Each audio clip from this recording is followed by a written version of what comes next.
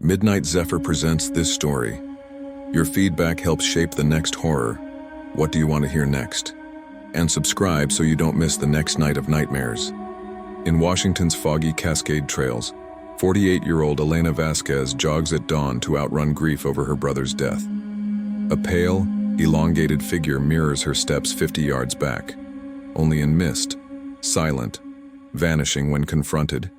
It whispers Marco's final words, invades her cabin, and possesses neighbor Tom. Trail cams catch shadow tricks. Historian Dr. Reed reveals echo spirits tied to a buried family curse. Elena finds a binding artifact, but activating it spawns more entities.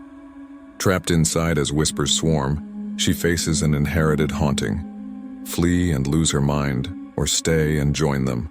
But 2 weeks later, the mist returned heavier than before. Elena hesitated at the trailhead, but stubbornness won out. "It's just weather," she whispered, starting her jog. Sure enough, after 10 minutes, there it was. Pale, elongated, 50 yards back. This time, she didn't call out. Instead, she reversed direction, walking straight toward it. The shape retreated, not turning but gliding backward, limbs undulating unnaturally. Elena's pulse thundered. She picked up speed, but the mist thickened, and it faded away, leaving only silence.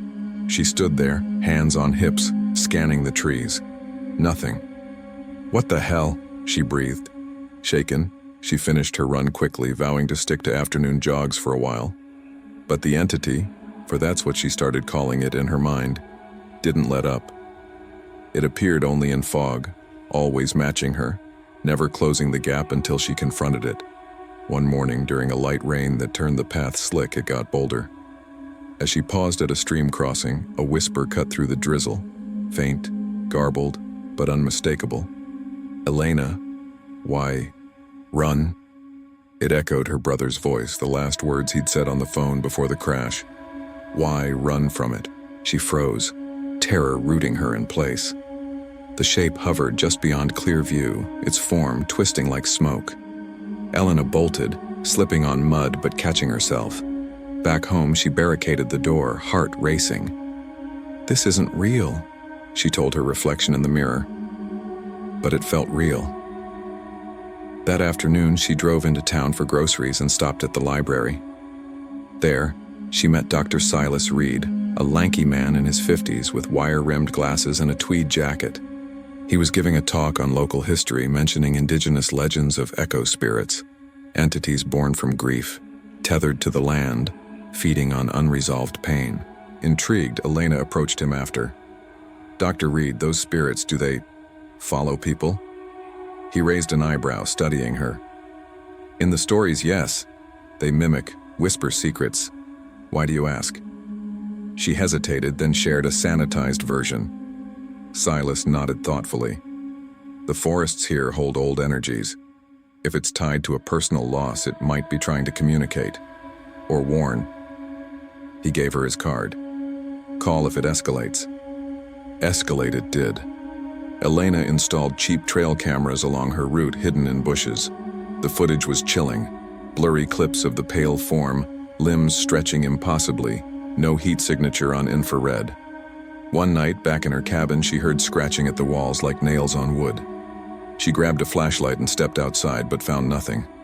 Inside, objects were misplaced. Her brother's old watch, which she kept in a drawer, now on the kitchen table with the hand stopped at the time of his death. A note appeared in what looked like his handwriting. "Don't ignore me." Panic set in. She called Mia, who suggested seeing a therapist. Sounds like PTSD manifesting. But Elena knew it was more. She confided in Tom, showing him the camera footage. "Jesus, Elena," he said, eyes wide. "That's no animal. We should report this." Together, they hiked the trail on a clear day, finding an old stone marker half buried, an artifact from native tribes, carved with symbols Silas later identified as a binding rune for spirits. Subplot deepened when Elena started seeing the entity in dreams, reliving the crash but with the figure driving the other car. Twist. Investigating her family's past, she discovered Marco's accident wasn't random. He'd been researching land disputes in the area. uncovering a curse from displaced tribes. The entity was an echo of that injustice, latching onto her grief. One stormy evening, as thunder rolled, the whispers grew louder inside the cabin. Elena lit candles, clutching the artifact Silas had helped her find. But when Tom came over to check on her, his eyes glazed over, voice not his own. "You can't bind what you created." Possessed, he lunged, forcing Elena to flee into the woods. There, multiple shapes emerged, echoes multiplying. She ran blindly, the artifact glowing in her hand. Activating it sent a pulse through the mist, banishing one, but awakening others. Backed against a cliff, whispers surrounding her, Elena realized the curse was hereditary, her family's role in the land's history. As the forms closed in, she whispered, "What do you want?" The lead entity leaned close, face resolving into Marco's. "Justice, or join us." The cabin door rattled that night as Elena barricaded herself in, the whispers now a chorus outside. She knew running wouldn't end it. The echoes were inside her now, waiting for the next fog to consume everything. Elena Vasquez pulled her old pickup truck into the gravel lot at the edge of Cascade trails, the engine rumbling to a stop, just as the first hints of dawn crept over the jagged peaks of the Olympic Mountains. It was early, too early for most folks in Evergreen Ridge, Washington, a sleepy town nestled in the dense forests of the Pacific Northwest. The air was thick with the scent of pine and damp earth, the kind that clung to your clothes long after you'd left.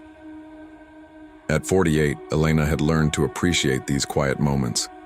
They were her anchor in a world that had spun out of control 5 years ago when her brother, Marco, died in that senseless car crash on Highway 101. He'd been her only family left, the one who understood her quirks without judgment.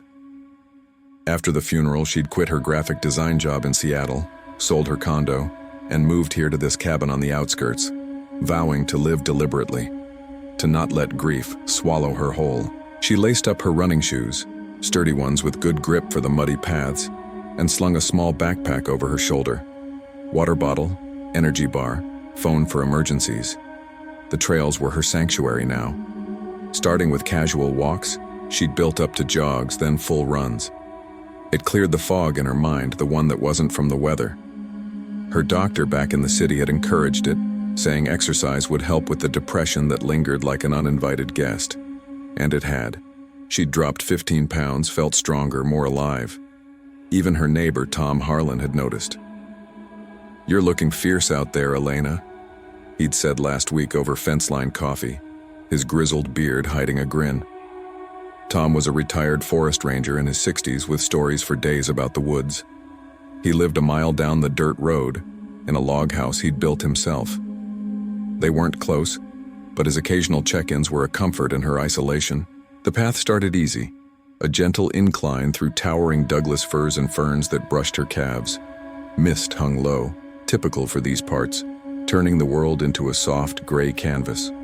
Elena's breath came steady, her ponytail swinging with each step. She loved how the forest woke up around her, the distant call of a spotted owl, the rustle of small creatures in the underbrush. It was peaceful, restorative. But today, something felt off. Maybe it was the thicker fog, or the way sounds seemed muffled like the woods were holding their breath. She'd been running for about 20 minutes when she stopped to adjust her shoelace, kneeling by a massive cedar tree whose roots snaked across the trail like veins. As she stood, wiping sweat from her brow, she glanced back the way she'd come. Through the veil of mist about 50 yards away, a pale shape flickered among the trees. At first, she thought it was a hiker, maybe one of those ultra-early birds like her. But it didn't move like a person. Its limbs seemed too long, elongated, almost stretching into the fog. No backpack, no visible gear. Just a silhouette, hazy and indistinct. Elena shook her head, chalking it up to the light playing tricks. The Pacific Northwest was full of optical illusions in weather like this. She started jogging again, picking up her pace a bit, but curiosity gnawed at her. After another 100 yards, she paused, pretending to check her watch, and looked back. The shape was still there, same distance, mirroring her stop. Her heart skipped. Coincidence? She tested it, breaking into a sprint for 30 seconds, then halting abruptly. The figure did the same, speeding, then freezing. No sound of footsteps, no crunch of leaves, just silent mimicry. "Okay, that's weird," she muttered under her breath, her voice swallowed by the mist. She called out, "Hey, you okay back there?" No response. The shape remained still, featureless. Elena's skin prickled. She turned and ran faster now, the trail winding uphill toward a viewpoint she liked. Her mind raced through explanations. A lost tourist, someone playing a prank. But who would be out here at this hour? Evergreen Ridge wasn't exactly a hotbed of mischief. By the time she reached the parking lot, her lungs burned and she glanced over her shoulder one last time. The shape was gone, vanished as if it had never been. She sat in her truck, doors locked, staring at the trailhead. "Get a grip, Elena," she told herself. Probably just another runner keeping distance. But deep down, it didn't sit right. That night, she emailed her online friend Mia, a former colleague from Seattle, who'd become her sounding board. "Weird thing on the trail today," she typed. "Felt like I was being followed. Am I losing it?" Mia's reply came quick. "Stress, girl? Or maybe a cute guy checking you out? Take it easy." The next few runs were uneventful. Clear skies, no fog, no shadows. Elena pushed the incident aside, focusing on her routine. She even started a journal, noting her times and how she felt. Part of her self-care kick. Tom stopped by one evening with a basket of apples from his orchard. "Heard you out running again," he said, leaning on her porch rail. "Good on you. These woods can be therapeutic, but watch for bears this time of year." Elena laughed it off, not mentioning the figure. Tom was practical. He'd think she was imagining things.